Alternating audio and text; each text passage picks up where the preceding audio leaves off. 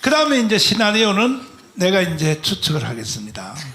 거기까지 이루어졌습니다. 이루어지면 그때의 우리나라 국회에서 어차피 이렇게 됐는데, 왜 내전이 붙었는데 어차피 통일을 돼야 되니까 북한에 있는 국회의원들을 초청한다는 거지.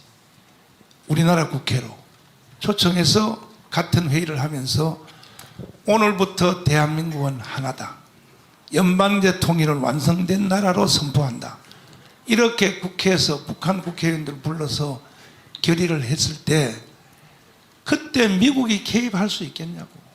그냥 미국은 조용히 부산을 향해 나가야 되는 거예요. 이제 이것이 우리 눈앞에 왔다고요. 지금 이렇게 되면, 그런 세상이 되면 제일 좋은 사람이 누구냐? 이동호 교수요.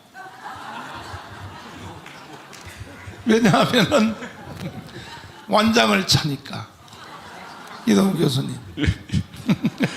지금 저는 아니고요.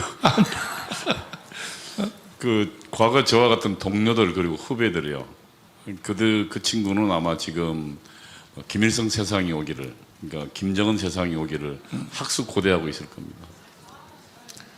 근데 이동호 교수님 그때 지하서클에서 활동할 때 북한의 단파 라디오 들었다 그러잖아요. 예, 그럼요. 그때 들은 사람들이 몇 명이나 될까? 한 청년 뭐 당시 학생운동 다입니다. 다? 예. 그리고 당시 김대중 씨도 그 비서한테 매일 보고받고 있었어요.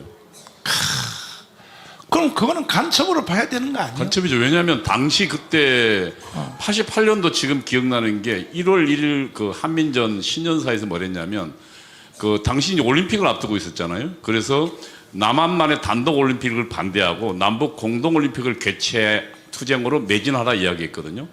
그리고 그해 바로 우리가 전대협에서 남북 공동 올림픽 개최 투쟁을 벌였습니다. 그러니까 그걸 그 지령을 그대로 수행한 거죠. 그리고 아시다시피 그 지령은 너무 많아서, 뭐 예를 들면 지금 그 노무현 대통령 탄핵했을 때요, 북한의 지령이 뭐냐면, 이거는 국회의원 3분의 2의 합법적인 탄핵이었거든요. 탄핵 소추였거든요, 국회에서. 그런데 그것을 북한 방송이 뭐랬냐면 의회 쿠데타라고 이야기했습니다. 그러자 곧바로 30분도 안 돼서 의회에서 국회의원들 이름에서 정동영 당시 대표부터 그 다음에 보좌관들 입에서 의회 쿠데타란 말이 그대로 나왔습니다.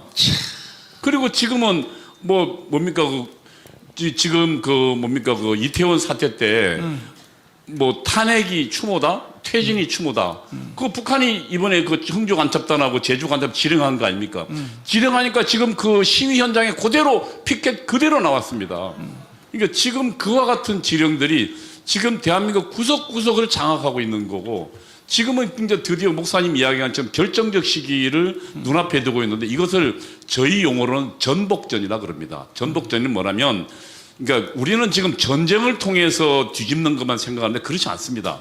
자유민주주의 국가 안에 있어서 거기에 공산 핵심 세력을 심어서 그들이 장성하고 그들이 각기각층에 들어가서 대중을 동원하고 혁명으로, 그러니까 아까 이야기한 저희 용어로 하면은 대중 시위를 격화시키는 겁니다. 그러니까 몇 가지 사안을 가지고, 예를 들면 미선희 효순이 때도 그랬습니다. 미선희 효순이는 교통사고 있지만 그것을 저희 주사파들이 들어서 어떻게 했습니까? 광화문 광장에 나와서 미선희 효순이 살해한 미국 놈들 몰아내자고 했습니다. 그래서 그 말에 수많은 국민들이 그 당시 광화문 광장에 나왔습니다. 마찬가지로 지금 양쪽에서 지금 시위를 벌이고 있다.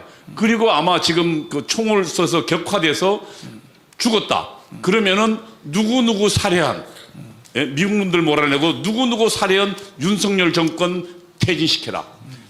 윤석열 정권 타도하자고 나오고, 지금 현재 그거 없이도 타도하자 그러는데, 만약에 그런 사태가 벌어진다면 정말로 국민들이 눈이 뒤집히고 공산주의자들이 혁명의 결정적 시기가 바로 그때입니다.